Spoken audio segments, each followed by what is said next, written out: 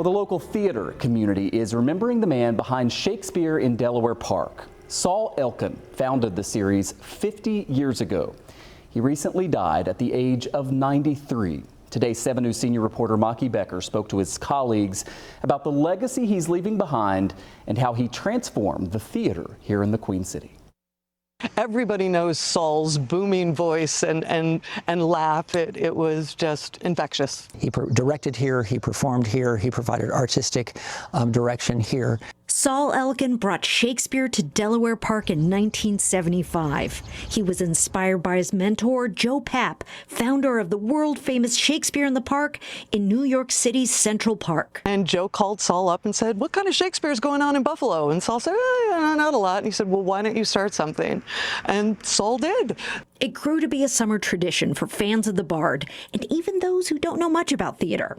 Here's Saul Elkin in an interview he did with 7 News 8 years ago. I guess it's just my passion for it. I love it. My passion for it hasn't diminished in 42 years. Lisa Ludwig, executive director of Shakespeare at Delaware Park, told me Elkin's health had been failing and he couldn't make it to this last production of Twelfth Night. But the crowd sent him a message.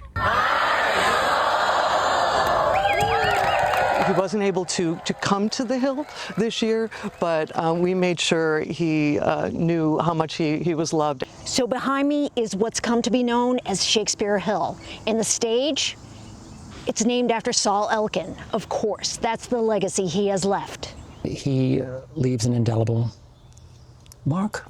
Theater critic Anthony Chase evoked a little Shakespeare Wednesday in Elkin's honor. But if the while I think on thee, dear friend, all losses are restored and sorrows end. I think it'll go on and on. I mean, as long as the city continues to want it and the park continues to want it, I think audiences want it. So I think we'll be here 42 years, on to the next 42. Shakespeare famously wrote All the World's a Stage. You could say that Saul Elkin turned Delaware Park into his globe.